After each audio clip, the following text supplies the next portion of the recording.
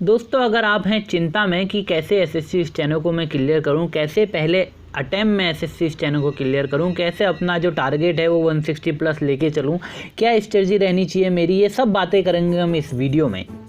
अगर आप आए हैं चैनल में नए तो चैनल को लाइक, सब्सक्राइब, शेयर जरूर कर लीजिएगा और बेल आइकन को दबाना मत भूलिएगा ताकि हमारी कोई भी नई अपडेट हो आप तक सबसे पहले पहुँच सके। सबसे पहली चीज़ दोस्तों, सबसे पहली चीज़ होती है स्मार्ट स्ट्रेटजी। आपकी स्क्रीन पे नज़र आ रहा होगा स्मार्ट स्ट्रेटजी। लास्ट 100+ डेज कल ही एसएससी ने अपनी जो डेट शीट है वो अनाउंस करी है और एसएससी स्टेनो की भी एग्ज़ाम डेट उसने अनाउंस कर ली है। तो आपको करीबन 100+ डेज मिल रहे हैं और इस 100+ डेज में आपको किस तरीके से अपनी स्ट्रेटजी को बनाना है ये सब हम बातें करने वाले हैं। सबसे इम्पोर्टेंट चीज़ है, एक बार मैं आपको बता दूँ कि जब भी आप अब अपनी स्ट्रेटजी को कन्वर्ट करेंगे तो ध्यान रखिएगा आपका एवरी मिनट, आपका प्रत्येक मिनट आपके हाई स्कोर की तरफ आगे आपको बढ़ाएगा या लो स्कोर की तरफ आगे बढ़ाएगा। आप पॉजिटिव होके चलेंगे तो अगर आपका एवरी मिनट आपको हाई स्कोर गेन कराएगा और अगर आप नेगेटिव चलेंगे, अगर पढ़ेंगे नहीं तो आप नेगेटिव लो स्कोर और भी कम हो सकता है। तो एवरी मिनट को आपको कन्वर्ट करना है अपने हाई स्कोर में। बात करते हैं हम, जैसा कि आप अगर तैयारी कर ही रहे हैं तो आपको पता है कि जो पूरा सिलेबस है वो आपका 200 मार्क्स के 200 क्वेश्चन है, जिसमें आपके इंग्लिश के 100 क्वेश्चन 100 नंबर के, जीएस के 50 क्वेश्चन 50 नंबर के और रीजनिंग के 50 क्वेश्चन 50 नंबर के हैं। ये था आपका पूरा कि किस तरीके से आपका एग्ज़ाम आने वाला है। और अब हम बात करेंगे एक इम्पोर्टेंट चीज़ कि हमें किस सेक्शन में कितना ध्यान देना है। देखिए, एफर्ट्स जितना आप देंगे उतना आपका सक्सेस का रेशियो होगा। इस रूल को हमेशा याद कर लीजिए, efforts make your success ratio. तो अगर आपके एफर्ट्स अच्छे हैं तो आपकी सक्सेस को कोई नहीं रोक सकता। मैंने आपको बताया था कि आपकी अप्रोच क्या होनी चाहिए, इससे पहले वाली वीडियो देखिएगा, काफ़ी मोटिवेशन मिलेगा। Efforts makes your success ratio. सबसे पहली चीज़ आपके एफर्ट्स। आपके पास 3 सेक्शंस हैं, रीजनिंग, इंग्लिश एंड जीके। अगर आप इन तीनों सेक्शनों पे डीप एनालिसिस करेंगे तो आप देखेंगे कि जो जीके का सब्जेक्ट है इतना वाइड है कि आप इसमें एफर्ट लगा सकते हैं, कितना भी एफर्ट लगा लीजिए, मगर आप 100% नहीं दे सकते हो। बट अगर मैं बात करता हूं कि रीजनिंग जो सेक्शन है एसएससी स्टेनो में, अगर आपके इसमें 50 में से 48+ आंसर या 48+ मार्क्स नहीं आते हैं तो आप ये मत समझिएगा कि आपने अच्छे मार्क्स गेन कर लिए हैं। आप उस मेरिट से बाहर हो जाएंगे जो आपको अपनी पोस्ट चाहिए, जिस मनचाही पोस्ट जो आपको चाहिए वो नहीं मिल पाएगी। तो रीजनिंग इसमें ऐसा सब्जेक्ट है जिसमें आप 50 to 50 ईजिली ला सकते हैं। तो जो सबसे ज़्यादा आपको एफर्ट करना है वो है अपने मार्क्स गेन में। किस तरीके से मार्क्स गेन है, तो रीजनिंग में आपको अपने 50 में से 50 मार्क्स लाने ही लाने हैं। इस तरीके के एफर्ट करेंगे तो आपका सक्सेस रेशियो ज़रूर इंक्रीज़ होगा। रीजनिंग के बाद इंग्लिश भी कई हद तक आपका लिमिटेड सोर्स रहेगी कंपैरिजन जीके के। इंग्लिश में भी आपको काफ़ी अच्छा मिल जाएगा स्कोर अगर आप अपने एफर्ट्स को बिल्कुल सही डायरेक्शन में जैसे बताया है। अगर नहीं देखी हैं वीडियोस तो आई बटन में जाके देखिए, आपको सारी एफर्ट्स की सारी वीडियोस मिल जाएंगी किस तरीके से इंग्लिश कवर करनी है। और एट द लास्ट जो आपका बचता है वो बचता है जीके मतलब जीएस, उसको किस तरीके से करना है ये भी मैं अभी आपको आगे बताने वाला हूँ। तो जो मेरा यहाँ पर टॉपिक है इस स्लाइड का वो मतलब है एफर्ट्स मेक सक्सेस रेशियो। तो एफर्ट आपको देना है सबसे ज़्यादा रीजनिंग में सबसे अच्छी तरीके से। ज़्यादा का मतलब ये नहीं कि आप टाइम ज़्यादा दे रहे हैं, ज़्यादा का मतलब है आप बिल्कुल अच्छी तरीके से एफर्ट दीजिए कि उसमें 50 में से 50 मार्क्स लाने ही लाने हैं मुझे, ठीक है। इंग्लिश देन जीके, ठीक। नेक्स्ट जो आपका बढ़ता है, जो आपका तरीका है पढ़ने का, वो आपका विज़न क्या है, आपका गोल क्या है, इस पे डिपेंड है। तो जो आपका गोल है वो है आपका एसएससी स्टेनो को क्लियर करना। और हमेशा ध्यान रखिए लॉन्ग टर्म पे जो भी आपकी प्लानिंग रहेगी वही सक्सेसफुल होगी। शॉर्ट टर्म प्लानिंग ज़्यादा देर तक नहीं चलती है, कुछ दिनों चलेगी उसके बाद वहीं पर नीचे गिर जाएगी।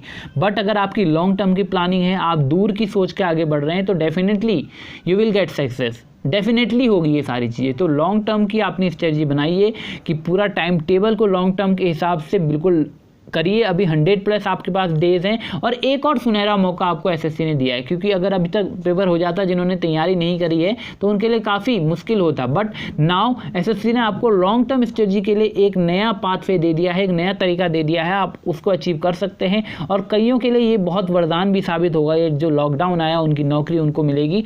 तो लॉन्ग टर्म की आप स्ट्रेटजी बनाइए। आपके पास करीबन 100+ का डेज हैं तो आप उस तरीके से अपने आप को ये सोचिए कि आपको मिनिमम 160+ मार्क्स मार्क्स गेन करने ही करने हैं। और किस तरीके से करने हैं, आप सबकी अपनी अपनी स्ट्रेटजी हो सकती है। मैं कुछ आपको असिस्ट कर सकता हूँ कि इस तरीके से आप करिए तो बेनिफिशियल रहेगा। आगे मर्जी आपके ऊपर है कि आप किस तरीके से उसको अपने आप में ढालते हैं। आपको 3 सेक्शन पता है, रीजनिंग है, इंग्लिश है, जीके है। आपके पास तीनों सेक्शन है, इंग्लिश, रीजनिंग एंड जीके। इन तीनों पे आपकी बेहतरीन कमांड होनी चाहिए। और जैसे मैंने बताया, efforts equals to success ratio, तो जो आपके एफर्ट्स हैं वही आपकी सक्सेस को अचीव करा सकते हैं। तो सबसे पहली चीज़ आपको क्या करनी है, टाइम टेबल बनाना है। इन आने वाले 100 दिन का आप अपने अकॉर्डिंग टाइम टेबल बना लीजिए।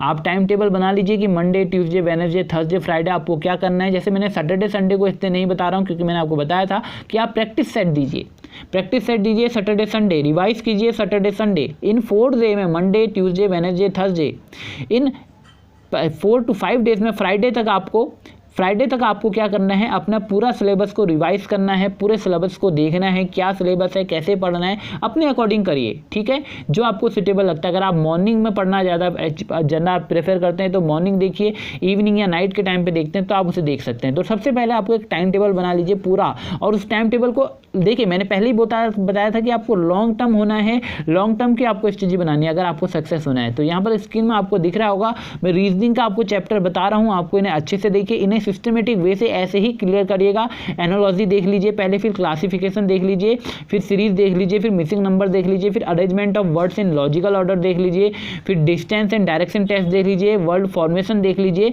मैथमेटिकल ऑपरेटर्स देख लीजिए, कोडिंग, डिकोडिंग, स्टेटमेंट, कंक्लूजन देख लीजिए, मिरर इमेज, पेपर फोल्डिंग, फिर इम्बेडेड फिगर्स, फिर लॉजिक वेन डायग्राम, फिर matrix, miscellaneous and blood relation. तो इन सबको आप एक टाइम टेबल के अकॉर्डिंग सेट कर लीजिए। मैं आपको ओवरव्यू दे रहा हूँ कि आपको क्या क्या टाइम टेबल सेट करना है, तो इन्हें डेट वाइज अपने अकॉर्डिंग आप सेट कर लीजिए। बिल्कुल, जो रीजनिंग है, मैं रीजनिंग सबसे पहले इसलिए बोला क्योंकि मैंने आपको बताया कि रीजनिंग में 50% जो नंबर हैं आपके, 50 आउट ऑफ 50 क्वेश्चन में 50 में से 50 नंबर आने की 100% पॉसिबिलिटीज़ है। और किसी भी सेक्शन में आप 100% लाने के लिए आपको बहुत ही ज़्यादा मेहनत करेगी, और जीएस में तो आपको बहुत ही ज़्यादा, बट रीजनिंग टाइम कम लेगी और मार्क्स आपको ज़्यादा इंक्रीज कराएगी। तो रीजनिंग में अपनी पकड़ बनाइए। नेक्स्ट सेक्शन आता है आपका इंग्लिश का।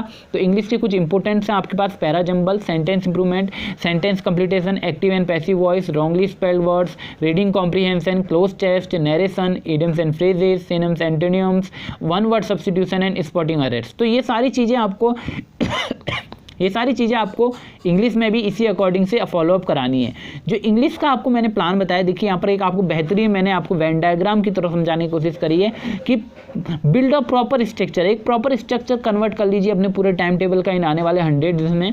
फिर उसके बाद अपनी इंग्लिश ग्रामर को इम्प्रूव करिएगा, वॉकअप को भी इम्प्रूव करिए, साथ साथ रीडिंग स्किल्स। अभी 100 डेज हैं, तो अगर आप 100 डेज में अच्छी तरीके से मेहनत करेंगे तो डेफिनेटली आपके क्लोज टेस्ट, रीडिंग कॉम्प्रीहेंशन, जो पैरा PQRS है, पैरा जंबल है, उनकी जो आपकी जो प्रॉब्लम्स है वो डेफिनेटली सॉल्व आउट हो जाएंगी। तो आप लोग इस चीज़ को फोकस करिए कि build a proper structure, then after improve your English grammar with also improve your vocabulary and reading comprehension and practice of papers. मैंने आपको प्रीवियस वीडियो में बताया था कि जो 5 आपकी थिंग्स हैं, 5 गोल्डन रूल्स हैं जिन्हें आपको अचीव करना है, वो आपको ध्यान में रखना पड़ेगा कि आपके जो 5 गोल्स हैं, नंबर 1 मैंने आपको बताई थी अप्रोच। आपकी अप्रोच होनी चाहिए कि आपको करना क्या है। आपको अप्रोच जब आपकी डिफाइन है कि आपको ये चीज़ करनी है तो definitely you will get success. First thing मैंने जो आपको बताई वो बताई थी मैंने अप्रोच आपको कि कैसे करना है। सेकंड थिंग जो मैंने आपको बताई थी वो बताई थी मैंने आपको क्या, कि आपको टाइम टेबल किस तरीके से अपने आप को अरेंज करना है। थर्ड चीज़ मैंने बताई थी आपका था प्रीवियस ईयर क्वेश्चन पेपर। इनमें जितनी ज़्यादा कमांड होगी उतना ज़्यादा फायदा होगा। Fourth mock test and fifth number की थी प्रैक्टिस। अगर आप ये 5 मंत्रों को याद करके आगे बढ़ेंगे तो डेफिनेटली आपको सफलता जरूर मिलेगी। इसके बाद जीएस का देखिए कितना वाइड सेक्शन है जीएस। अब नाउ करंट अफेयर भी काफ़ी वाइड पूछने लगा है, तो करंट में भी हमें ध्यान रखना है। तो जो एफर्ट्स वाली मैंने बात करी, तो रीजनिंग सबसे ज़्यादा आपको और सबसे आसानी से मार्क्स गेन करा सकती है, तो आप उसे देखिएगा जरूर। ज्योग्राफी, हिस्ट्री, इंडियन कल्चर, आप इन्वायरमेंट देखेंगे, इकोनॉमिक्स, पॉलिटिक्स, साइंस में फिजिक्स, केमिस्ट्री, बायोलॉजी ये काफ़ी इंपॉर्टेंट है। बायो तो काफ़ी इंपॉर्टेंट है, क्लास प्रॉपर बताई हुई है, पढ़ा रखी है, देख लीजिएगा। Computer, important dates and miscellaneous, static data जो है आपका, स्पोर्ट्स एंड करंट अफेयर, इन सबको आप अच्छी तरीके से एक टाइम टेबल खुद ही क्रिएट करिए अपना आने वाले 100 डेज का, ठीक है। और रिवीजन हर वीक में एक डेट जरूर डिसाइड कर लीजिएगा, रिवीजन आपको किस तरीके से करना है। और मॉक टेस्ट की जैसे मैंने आपको डिफाइन कराया कि आप स्टार्टिंग के 5 डेज में ये सब काम कर सकते हैं और उसके बाद नेक्स्ट के डेज में आप रिवीजन एंड मॉक टेस्ट दे सकते हैं। तो ये थी आपकी पूरी स्ट्रेटजी, आपको क्या करना चाहिए। तो देखिए स्ट्रेटजी अगर आपकी सही है, आपका अगर पूरा गोल सही है, आपको किस तरीके से फ्रेमवर्क आपका सही है, तो डेफिनेटली आप इन आने वाले 100+ दिन में सब कुछ कवर कर लेंगे और फर्स्ट अटेम्प्ट में क्लियर कर लेंगे। अगर आपने अभी तक कुछ नहीं पढ़ा है, अभी भी करेंगे तो डेफिनेटली आपको पोस्ट जरूर मिल जाएगी, मनचाही तो नहीं मिल पाएगी मगर पोस्ट जरूर मिल जाएगी। तो ये थी आपकी स्ट्रेटजी। एक बार पूरा दोबारा से आपको मैं बता दूं क्या करना है। Revise the important topic, revise करना है आपको। सबसे पहले चीज़ों को रिवाइज करिए अच्छे से अच्छा, हर कंटेंट को, हर सिलेबस को, पूरी कंटेंट को पूरे अच्छी तरीके से रिवाइज करिए। टाइम मैनेजमेंट निकालिए कि पूरे दिन में किस तरीके से टाइम मैनेजमेंट करना है। बहुत अच्छी तरीके से पिक में आपको समझाया गया है कि किस सेक्शन को कैसे आपको टाइम मैनेज करना है, कि आपको इतने बजे से इतने में, तो आप सेक्शन को डिवाइड करिए, टाइम मैनेजमेंट करिए और टाइम अपनी पूरी अच्छी तरीके से उसे देखिए। उसके बाद है प्रैक्टिस सेट, जैसे मैंने बताया ऑनलाइन या ऑफलाइन आप किसी भी तरीके से प्रीवियस ईयर के क्वेश्चन पेपर्स में कमांड बनाइए और प्रैक्टिस सेट दीजिए। ऑनलाइन मॉक टेस्ट दीजिए, उसमें भी आदत बनाइए। सैटरडे संडे आपको ऑनलाइन प्रैक्टिस सेट देना है। और सबसे इंपॉर्टेंट चीज़ है maintain your speed and accuracy. Exam में आपको स्पीड भी मेंटेन करनी है, 2 घंटे में 200 क्वेश्चन करने भी हैं और प्लस एक्यूरेसी भी मेंटेन करनी है। तो स्पीड एंड एक्यूरेसी का जो बैलेंसिंग है उसको इक्वल करना है, स्पीड इक्वल्स टू एक्यूरेसी। और अब तो नॉर्मलाइजेशन आ गया है, तो अगर आपके क्वेश्चन गलत आते हैं तो नॉर्मलाइजेशन में भी आपको बहुत दिक्कत होती है कि नॉर्मलाइजेशन में ये नहीं कि हर शिफ्ट में आपको सेम मार्क्स मिले। तो नॉर्मलाइजेशन की जो प्रोसेस है उसके अकॉर्डिंग आप अगर नेगेटिव कम करते हैं तो आपको उतना फ़ायदा, और क्या कंपैरिजन में ज़्यादा फायदा होने वाला है। तो नेगेटिव की संख्या और आपके जो एक्यूरेसी है, जो सब चीज़ है, उस पर डिपेंड करेगा आपका। तो एट द लास्ट इस वेन डायग्राम को समझ लीजिए।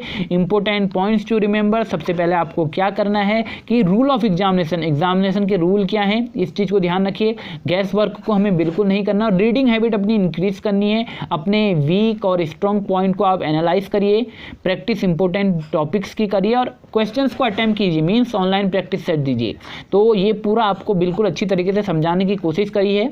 अगर आपको पूरा हमारा ये सब अच्छा लगा हो तो प्लीज़ कमेंट बॉक्स में ज़रूर अपने जो भी आपके ख्याल हैं, जो भी आपके विचार हैं, जो भी आपके सजेशंस हैं, सब जरूर लिखिएगा, कमेंट बॉक्स में नीचे लिखिएगा। Thank you so much. Channel में आए हैं नए तो प्लीज़ चैनल को सब्सक्राइब जरूर कर लीजिए और ऐसे ही नई नई वीडियोस हम आपके लिए लाते रहेंगे। तो चैनल को बेल आइकन जरूर दबा लीजिए चैनल का और शेयर जरूर कीजिए चैनल को। Thank you so much. Bye bye, take care.